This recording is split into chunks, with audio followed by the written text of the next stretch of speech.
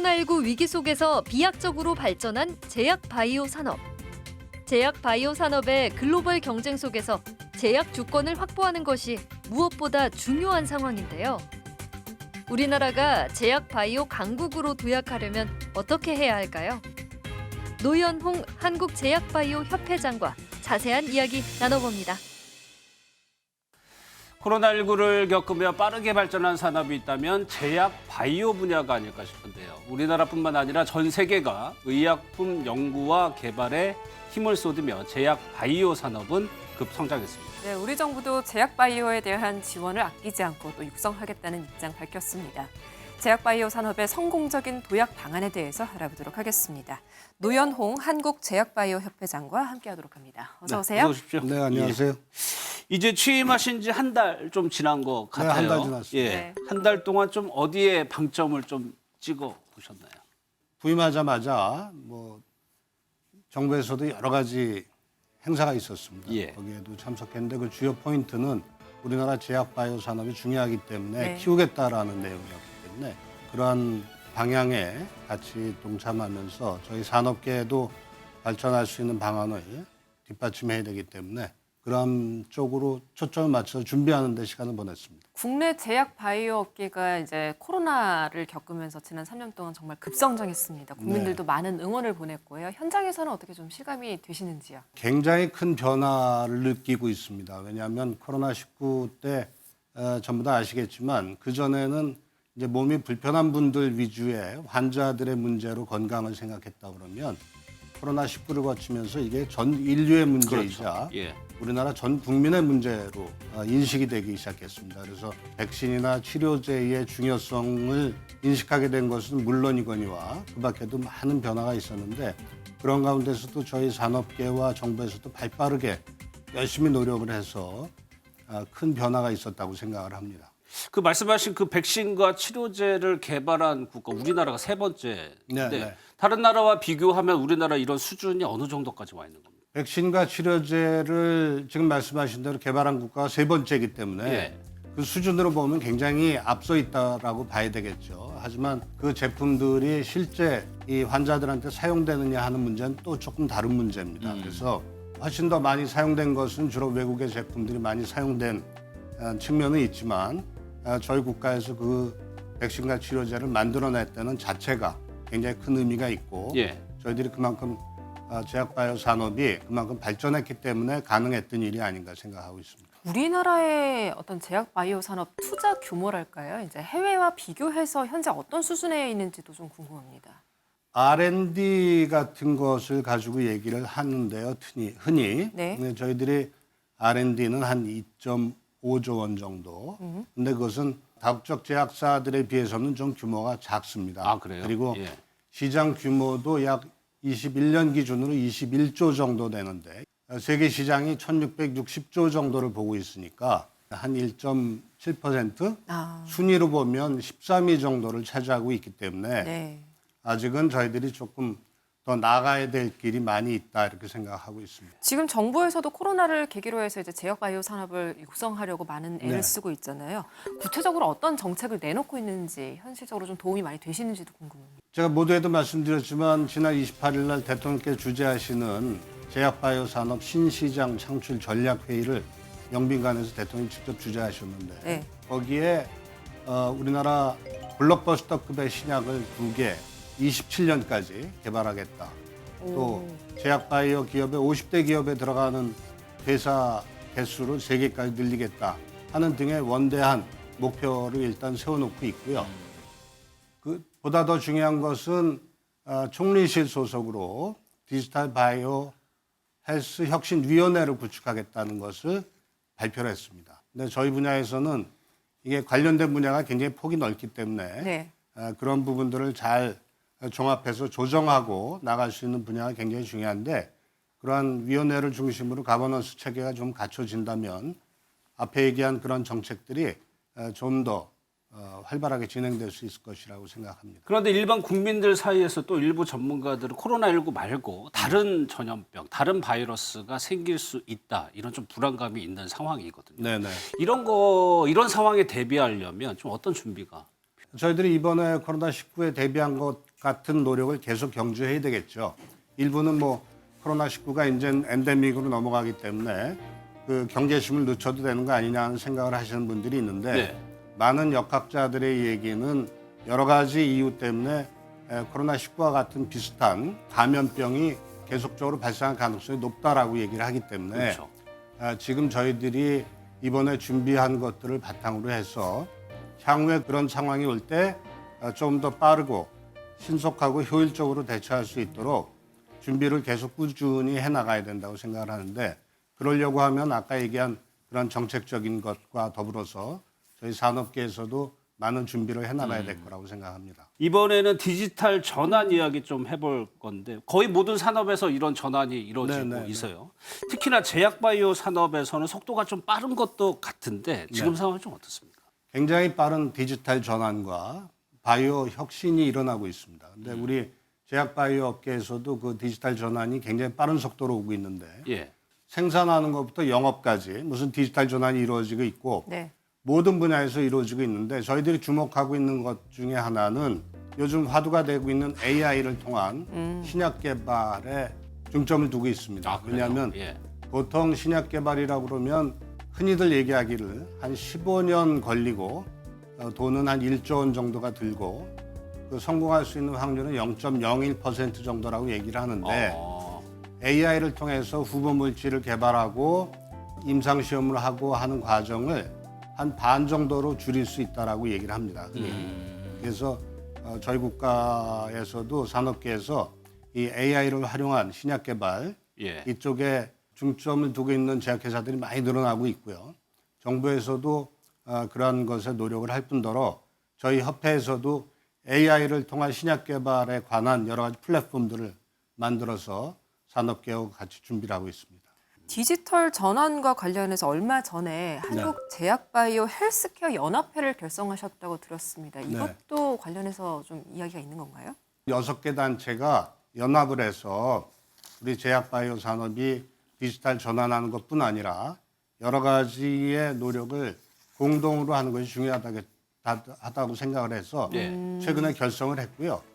지난달에 1차 포럼을 했고 한 2달에 한 번씩 포럼을 하면서 중요한 이슈들을 다루고 산업계 발전을 위해서 노력을 해나가려고 하고 있습니다. 디지털 전환뿐만 아니고 CMO, 뭐 CDMO 여기에도 네. 굉장히 좀 주력한다고 들었었는데 이런 위탁 생산 같은 거에 주목하는 이유가 따로 있을까요? 주로 바이오 의약품에 대한 위탁 생산 또는 이제 위탁 개발 생산 뭐 이런 것들을 의미하는데 그게 저희 국가가 굉장히 경쟁력이 있습니다. 특히 이번에 코로나 백신 생산이라든지 치료제 생산에 대해서도 우리나라 기업들이 외국에서 개발한 거를 여기서 위탁 생산을 많이 했고요. 예. 그런 것들이 초기에 투자비가 많이 들어갑니다. 그래서 아주 좋은 품질의 의약품을 CMO를 통해서 만들 수 있는 것이 쉬운 문제가 아닌데 예. 저희 산업계가 그런 것이 준비가 돼 있기 때문에 이번에 그런 것들이 많이 생산이 됐고 바이오 시밀러 같은 것도 지금 인천 송도가 네. 전 세계 1위 도시입니다.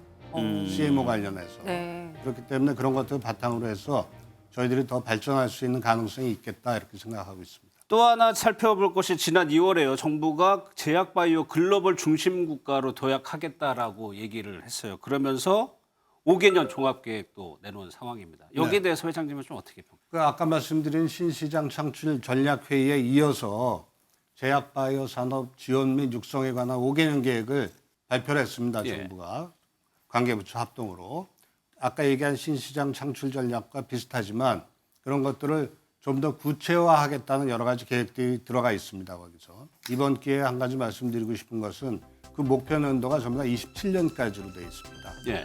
지금부터 4년 뒤인데 그러한 계획들을 충실하게 이행하고 목표를 달성하려고 하면 굉장히 시간이 바쁘다. 저희 산업계도 준비를 할 테니까 정부도 좀 더 속도를 내줬으면 하는 바람을 산업계는 가지고 있다는 것을 말씀드리겠습니다. 디지털 바이오 헬스 혁신위원회가 설치됐다고 또 그런 내용들이 포함됐다고 네, 들었습니다. 네, 네. 산업계에서 계속 주장하고 계셨던 걸로 알고 있는데 이것이 드디어 설치가 됐는데요. 네. 굉장히 좀 바로 이제 실행만을 앞두고 있는 건가요? 어떻게 되는 건가요? 오랫동안 주장을 했죠. 그런데 이번에 다행스럽게도 그 계획이 발표가 돼서 저희 산업계는 매우 반갑게 생각하고 있는데 예. 사실은 지금부터 준비해서 발족을 시켜야 되는 겁니다. 지금 아직 발족된 단계는 아니고 네. 하기 때문에 그에 따른 필요한 준비나 이런 것들을 좀 신속하게 해서 발족시키고 추진을 해 주셨으면 하는 바람을 가지고 있습니다. 코로나19를 겪으면서 또 하나 나타난 현상이 필수 의약품들 선진국에서도요. 이게 품귀 현상, 부족한 현상이 빚어졌단 말이에요. 그럼 우리나라의 이런 의약품 자급률 정도는 어느 정도 되나요? 우리나라가 산업이 발달해서 완제 의약품은 한 80% 정도 작업하고 있습니다. 예. 그런데 좀 주목해야 될 것은 완제 의약품을 만들기 위한 원료 의약품 또한 매우 중요한데 원료 의약품의 자급률은 최근 한 5년 동안 한 24% 정도로 머물러 있습니다. 근데 그것은 그 이전에 국제적인 공급망이 분업 체계로서 잘 형성돼 있을 때는 큰 문제가 없었지만 코로나19 사태 같은 때 보듯이 공급량이 문제가 생긴다 그러면 저희들이 원료 의약품에 대한 자금률이 떨어지면 아주 필수적인 의약품을 국민들한테 공급할 수 없는 상황이 생길 수도 그렇죠. 있기 때문에 예. 저희들이 원료 의약품 자금률을 좀 높여야 되겠다라는 목표를 가지고 있고요. 네. 그렇게 하기 위해서 여러 가지 노력을 같이 해야 될 거라고 생각합니다. 또 하나 자금률뿐만 아니라 중요한 게 연구 개발일 거예요. 어느 산업이나 마찬가지로. 네네. 그런데 이게 기업 스스로 하기에는 한계가 있고 정부가 도와주면 더 속도를 낼 수 있는 네네네. 측면이 네, 있어서 그렇습니다. 분명히 이 부분에 대해서 정부에게 좀 기대하는 바가 있으실 것 같아요. 굉장히 크게 바라는 것 중에 하나입니다. 근데 그 금액도 금액이지만 그 지원하는 방식에 있어서 이전과는 좀 다른 좀 획기적인 혁신이 필요하다. 왜냐하면 저희들이 GDP 대비 R&D 비중은 굉장히 높은 국가입니다. 예. 하지만 절대액으로 보면 크지 않기 때문에 그런 것을 지원하는 방법이 여러 부처로 책임이 나눠져 있다 보니까 네. 효율적으로 집행되지 못하는 부분이 있어서 이번에 발전 계획에도 그 미국 NIH에서 하는 알파 H라고 고등 계획이라는 게 있습니다. 그러니까 문제가 있는 분야에 아주 핵심적으로 지원하는 그러한 것들을 도입하겠다라고 예.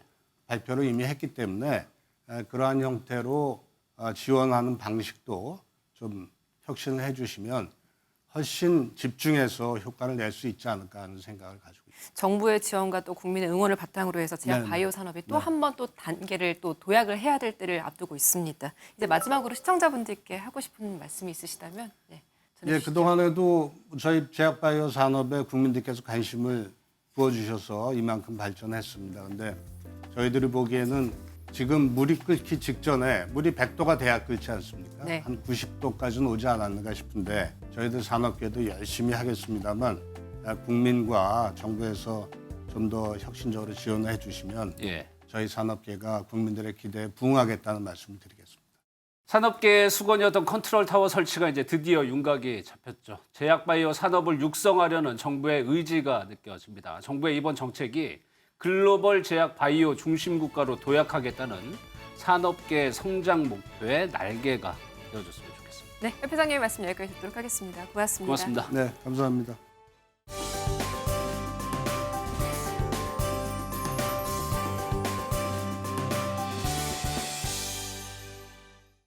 의약품을 올바르게 복용을 했더라도 부작용이 생기는 경우가 있는데요. 그래서 오늘은 의약품 부작용으로 질병 피해를 입었을 때 보상금을 지급하는 의약품 부작용 피해 구제에 대해서 전해드립니다. 피해 보상이 가능한 의약품은 항생제와 수염 진통제, 통풍 치료제 등 약 250가지 이상인데요. 단 전문 의약품이 아니거나 암이나 특수 질병 등에 사용하는 의약품의 경우에는 피해 구제를 받을 수 없으니 자세한 사항은 식품의약품안전처에 문의하시면 되겠습니다. 그렇다면 피해 보상은 어떻게 하면 받을 수가 있을까요? 지급 유형에는 진료비 보상과 사망 일시 보상금, 그리고 장애 일시 보상금, 장례비 보상이 있는데요. 먼저 진료비로 피해 보상을 받으려면 입원 치료비 중에 본인 부담금이 30만 원 이상이어야 하고요. 피해 보상금은 2천만 원 이하로 지급이 됩니다. 사망 일시 보상금은 최저임금의 월 환산액 5년치가, 그리고 장애 일시 보상금은 장애 등급에 따라서 차등 지급되고요. 장례비는 부작용 피해자의 3개월치 평균 임금이 지급됩니다. 의약품 부작용 피해 구제는 의약품안전나라 홈페이지 또는 상담센터에서 신청하시면 되는데요. 부작용 피해 발생 후 5년 이내에 신청을 하셔야 하고요. 신청을 할 때 피해 구제 급여 신청서와 또 진료 기록 사본, 그리고 투약 내역서 등을 제출하시면 되겠습니다. 의약품 부작용 피해 구제 대상자는 부작용 요인뿐만이 아니라 기저질환자 또는 고령 환자 등 복합적인 이유를 고려한 후에 선정이 되는데요. 심사 기간은 약 90일에서 120일이 소요되고요. 대상자로 선정되면 30일 이내에 피해 보상금이 일괄적으로 지급됩니다. 의약품 부작용 피해 구제에 대한 더 자세한 사항은 의약품 안전나라 상담 전화 이용해 보시길 바랍니다. 지금까지 생활플러스였습니다.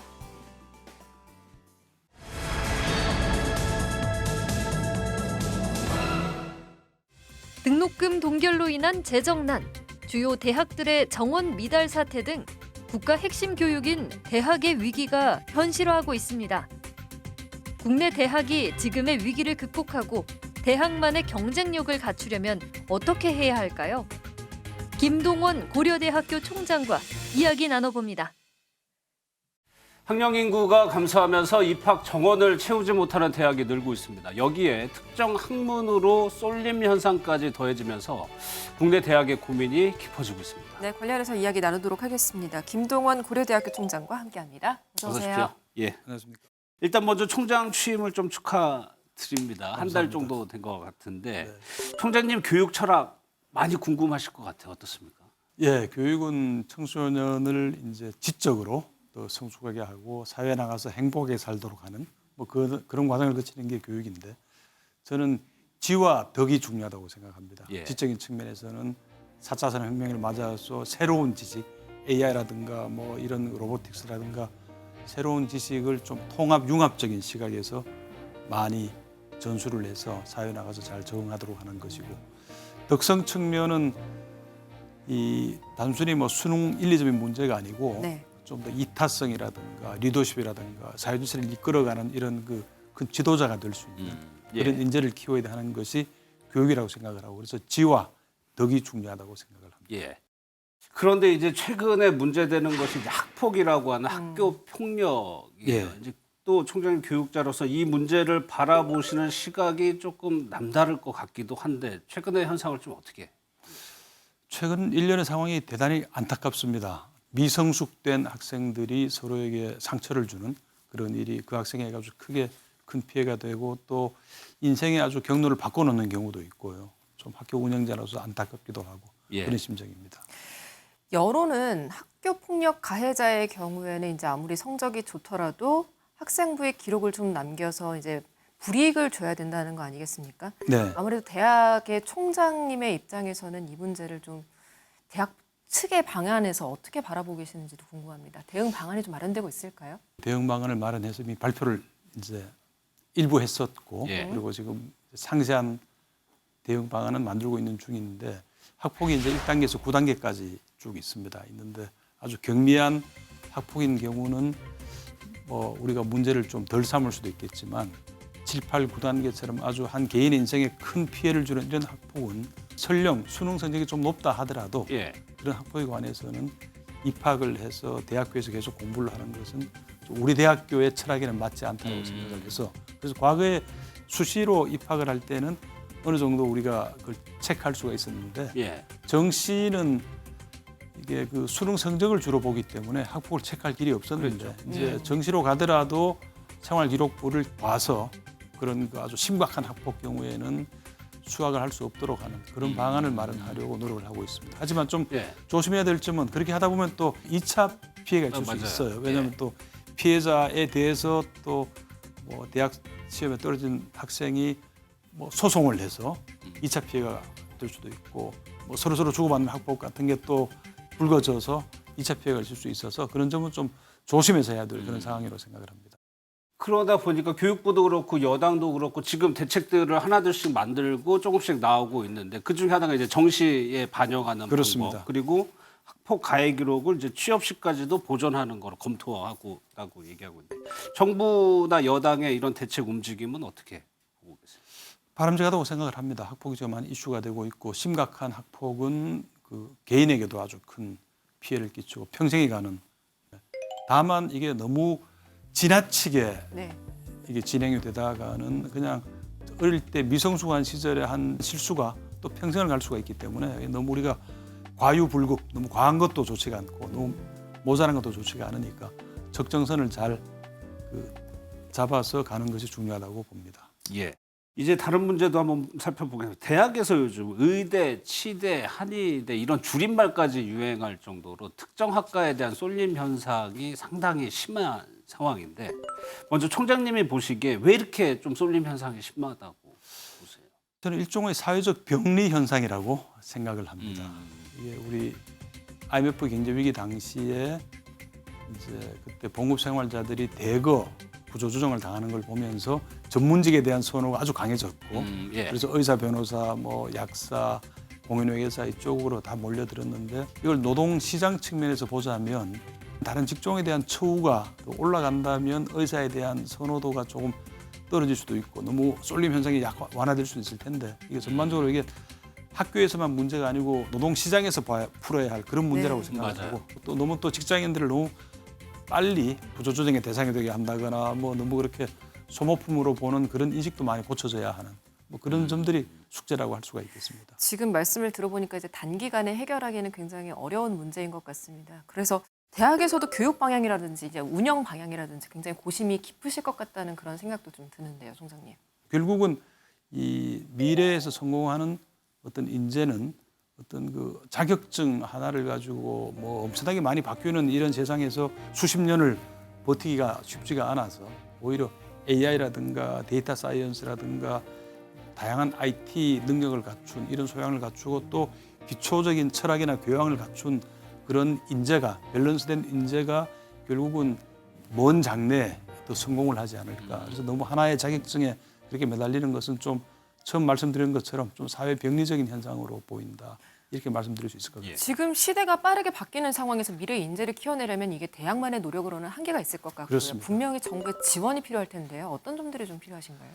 지금 반도체, AI, 뭐 로보틱스 이런 국가 경쟁력하고 직결된 분야는 정부가 과감하게 투자를 해야 되는데 우리나라 경우에는 수도권 뭐 인구 억제 정책이나 여러 가지 정책 때문에 대학에서 아주 급하게 필요한 분야도 우리가 아주 충분한 숫자를 확보하지 못하는 이런 경우가 있어서 계속 지금 대학과 산업의 미스매치라는 게 대학의 문제도 있지만 정부에서 그 정원을 풀어주지 않는 뭐 그런 측면도 있습니다. 네.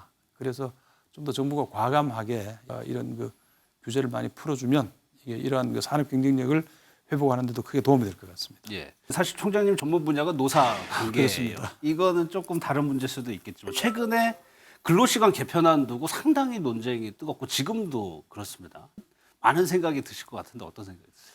이제 원래 우리나라에서 그 근로기준법을 해석을 68시간을 할 수 있는 걸로 해석을 했다가 이제 그 해석이 좀 문제가 있다고 해서 지난 정권 때 52시간으로 확 줄인 거거든요. 예. 사실은 52시간이 정당한 해석으로 생각이 됩니다. 그런데 줄이고 나서 보니까 너무 줄여서 중소기업이라든가 이제 뭐 그때 아주 많은 일을 하다가 또 좀 쉬기도 하고 이렇게 아주 그 기복이 심한 산업 경우에는 52시간이 너무 경직적이니까 좀 풀어달라는 얘기가 있어서 다시 늘리려고 하는 것 같아요. 예. 68에서 51로 줄였다가 다시 늘리려고 하는 것 같은데 제가 볼 때는 우리나라는 굉장히 성장은 빠르지만 삶의 질은 OECD 기준으로 볼 때 상당히 낙후된 나라이기 때문에 다 조정은 할 수 있겠죠. 하지만 예. 뭐 대폭 늘리는 것은 저는 좀 조심해야 한다고 생각을 합니다. 알겠습니다. 다른 주제로 좀 넘어가겠습니다. 이게 입학 정원 때문에 특히나 지방에 있는 대학들은 상당히 힘들다고 하는데 인구 감소라는 것은 사실 예견된 수순이었거든요. 그런데 왜 대학들이 이렇게 준비를 못했을까라는 생각도 드는데 최근의 상황을 좀 어떻게 진단하고 계세요? 지금 뭐 인구가 너무 빨리 줄어서요. 지금 뭐 과거에 우리나라가 많이 태어날 때는 109만이 태어나다가 저작년에 29만, 작년에 24만 지금 뭐 급격히 10만 대로 지금 줄어들고 있는데 이거를 알았다고 하더라도 이거를 대응하는 게 너무 갑자기 빨라지는 측면이 있어요. 속도가요? 속도가 예. 최근에 와서 뭐 급속도로 빨라지는 측면이 있고 또 하나는 지방에 있는 사립대학들이 재산이 다 국가로 귀속되는 상황이기 때문에 출구가 마땅치가 않고 오히려 그중에 일부는 이제 원래 설립자가 다시 회수를 해서 다른 산업에 투자할 수 있거나 할 수 있도록 그런 방법도 뭐 생각을 해야 한다고 생각을 합니다. 예. 기존에 이제 유지를 하던 어떤 대학의 운영 방침들을 전면적으로 모두 다 바꿔야 된다는 그런 이야기도 나옵니다. 지금 대학 측에서 구체적으로 마련하고 계시는 어떤 계획들이 좀 있을까요? 예, 지금 대학이 아주 크게 바뀌지 않으면은 아주 상당히 어려워질 겁니다. 대학이 바뀌는 대학은 살아남을 테고 바뀌지 않는 대학은 아마 상당히 힘들어질 걸로 생각이 드는데요. 아마 크게 세 가지 방향이 있을 수 있을 것 같아요. 어떤가요? 첫 번째는 네. 지금 제가 볼 때는 생애 주기 교육으로 가는 것이 좋은 방안 중에 하나입니다. 예, 지금은 그 지식의 반감기가 10년 안팎으로 줄어들었어요.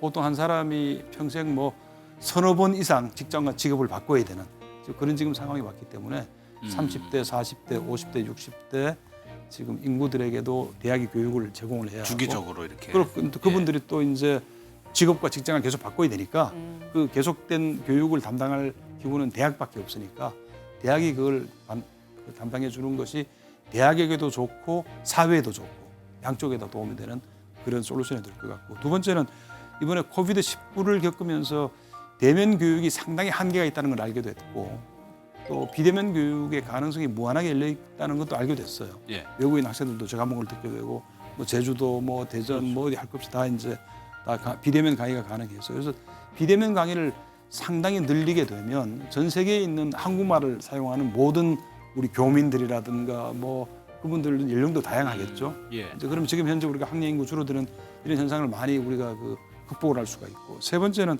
지금 호주나 영국이나 미국이나 이런 그 나라들의 대학이 인구가 급격히 줄어들면도 살아남는 큰 이유 중에 하나가 외국인 학생들을 많이 유치를 하는 겁니다. 그래서 네. 우리도 예, 예. 지금 한류에 대한 아주 큰 그 바람이 불고 있기 때문에 우리나라에서 공부를 하고 싶어하는 학생도 아주 많고 한국말을 배우고 싶어하는 학생도 아주 많아서 그 학생들을 한국으로 많이 데려와서 우리가 가르쳐서 나중에 산업으로 연결이 되고 무역으로 연결이 되기 때문에 우리나라에도 큰 도움이 되고 국가 경쟁력에도 도움이 되고 대학에도 도움이 되는 그래서 저는 그 세 가지 생애 주기 교육, 비대면 교육, 외국인 학생 이 세 가지가 주된 방법이 돼야 할 그러네. 것으로 생각합니다. 예. 또 하나 이제 대학교 총장님들이 많이 하시는 불만 중에 하나가 등록금 문제예요. 예. 이게 꽤 오랜 시간 동결돼 있어서 예. 최근 들어서 그 등록금 동결 좀 풀어달라고 얘기하시는 분들 많은데 왜 이게 조금 그렇게 대학 입장에서는 힘든 겁니까? 이게 지금 15년간 동결됐습니다. 예. 등록금이 동결이 15년 됐고 그걸 이제 그동안에 이제 복리로 물가 인상률을 따지면 거의 한 25% 30% 가까이 등록금이 사실은 하락한 거하고 똑같고 그러다 보니까 지금 우리 대학교 경우도 지금 등록금이 800만 원 정도 됩니다. 평균 연간. 예. 연간 재수 학원보다도 네, 더 그렇긴 합니다. 싸고 뭐 미국의 대학들이 한 6만 불, 7만 불까지 올라가서 8천만 원 정도 하니까 우리보다 10배쯤 됩니다. 근데 우리가 이제 그런 대학들하고 지금 경쟁을 해야 되거든요. 최근에 한국 대학들의 전반적인 그 세계 대학 랭킹이 전반적으로 조금씩 하락을 하고 있는 이유가 우리가 충분히 R&D에 투자할 만한 여력이 별로 없는 거죠. 그래서 이렇게 등록금이 이제 고정이 되어 있다는 게 대학의 경쟁력이 약화되는 것과도 관련이 있고 교육 서비스가 제대로 적용 못 되는 것도 있습니다. 그런데 예. 우리나라가 사실은 지난 4, 50년간 이렇게 크게 빨리 발전한 것은 대학이 아주 우수한 인재를 많이 배출을 해서 그 인재들이 우리나라를 이렇게 키운 걸로 생각을 하는데 대학 경쟁력의 약화는 국가 경쟁력의 약화라고 생각을 하고 좀 많은 우리 국민 그리고 언론에서 네. 예. 관심을 좀 대학의 위기가 얼마나 이게 나라 전체의 위기라는 관심을 가져주시면 예. 좋을 것 같습니다. 한편에서는 이런 이야기도 나옵니다. 이제 대학 측이 등록금에 의존을 할 게 아니라 이제 수익을 좀 다변화하는 노력을 해야 하는 게 아니냐라는 반론도 나오고 있습니다. 대단히 옳은 말씀이고요. 저도 우리 대학도 많이 반성을 해야 될 점이 많이 있습니다. 제가 볼 때는 수익 다변화가 아주 중요합니다. 네. 선진국의 탑스쿨들은 등록금 비중이 한 20% 30%밖에 안 되고 뭐 다른 쪽으로 많이 하고 있는데 우리는 대부분 학교들이 50% 가까운 등록금 의존율로 되어 있고 그래서 우리가 지금 뭐 다양한 걸 해야 되는데 수익 사업도 확대하고 기부금도 확충하고 창업 투자 이 기술 이전 활성화 생애 주기 교육 뭐 외국인 학생 유치 다양한 그동안 우리가 국내 학생들의 등록금에 의존하던 재정을 아주 다변화시키는 게 큰 과제이고 그 대학이 재정적으로 살아남을 길이라고 생각을 합니다. 앞서 총장님이 이제 대학의 경쟁력, 국가 경쟁력으로 이어진다는 말씀하셨고 그렇죠. 이게 글로벌 수준으로 올라가면 더 이제 수준이 높아지는 그렇습니다. 그런 수익 다변화 이런 측면에서 정부가 조금 규제를 좀 잡고 있는 측면도 있는 건가요? 모든 게 다 규제가 되어 있는데 우리나라하고 이웃 동아시아 쪽에 좀 독특한 현상인데 대학을 이렇게 정부가 아주 강하게 규제를 하는 것이 그래요? 미국이나 영국 대학들이 세계 탑으로 올라가는 게 정부가 지원은 하지만 규제는 거의 하질 않거든요. 마침 이번 정부와 교육부는 규제 개혁이라는 아주 그렇죠. 좋은 쪽으로 방향을 잡고 쪽으로 하고 있어서 저희 많은 그 대학 종사자들은 박수를 치고 있고 이걸 좀 더 큰 규모로 좀 더 빠르게 했으면 빨리 좋겠다. 많이. 빨리 많이 크게 했으면 좋겠다. 그런 생각들을 가지고 있습니다. 이 시대를 살아가는 젊은이들에게 좀 조언을 좀 해주셨으면 좋겠습니다. 교육자로서, 인생 선배로서 어떤 말씀을 전해주실 수 있을까요? 예, 제가 항상 뭐 입학식, 졸업식 때 늘 이제 우리 젊은 학생들에게 드리는 얘기인데 세 가지입니다. 세 가지인데 하나는 think big, aim high. 네. 그 아주 소시민적으로 기능적 지식인으로 살려고 하지 말고 훨씬 더 뭐 아주 이타적인 생각을 가지고 더 크고 높게 생각을 해라 하는 첫 번째고, 두 번째는 이 don't settle too early, 너무 빨리 현상에 만족하지 말고 방황이라든가 모험이라든가 시도하고 실패하고 하는 게 학생이고 젊은이라서 다 우리가 용인해 주는 거니까 충분히 많은 시도를 해보고 대학교 다닐 때 그러고 나서 본인의 미래를 결정을 하는 것이 좋겠다. 세 번째는 책을 많이 읽으라고 얘기를 하고 싶습니다. 네. 책을 많이 읽어야지 이 아주 결정적인 순간에 정확한 판단을 하고 인생을 현명하게 살고 큰 꿈을 꿀 수 있는데 요즘 너무 SNS니 뭐니 너무 이게 호흡이 짧은 매체들이 많아서 맞아요. 다들 긴 책을 읽지 않는 것이 맞습니다. 그게 저희들로서는 좀 답답해서 책을 많이 읽는 게 중요하다. 저는 이 세 가지를 꼭 말씀드리고 싶네요. 알겠습니다. 알겠습니다. 대학이 사라질 수 있다는 우려가 눈앞에 현실로 다가오면서 이제 대학의 생존은 중요한 사회적 문제로까지 떠오르고 있습니다. 보신 것처럼 대학들 역시 위기 극복을 위해서 다양한 자구책을 마련하고 있습니다. 네, 그동안 대학들이 인재를 양성해서 국가 경쟁력 향상에 기여해온 만큼 지금 대학의 위기를 단순히 대학만의 문제라고 간과할 수는 없습니다. 위기 극복을 위해서는 대학의 변화와 더불어서 우리 정부와 또 사회의 관심이 필요합니다. 자, 오늘 토요포커스 여기서 모두 마치도록 하겠습니다. 지금까지 시청해주신 여러분 고맙습니다.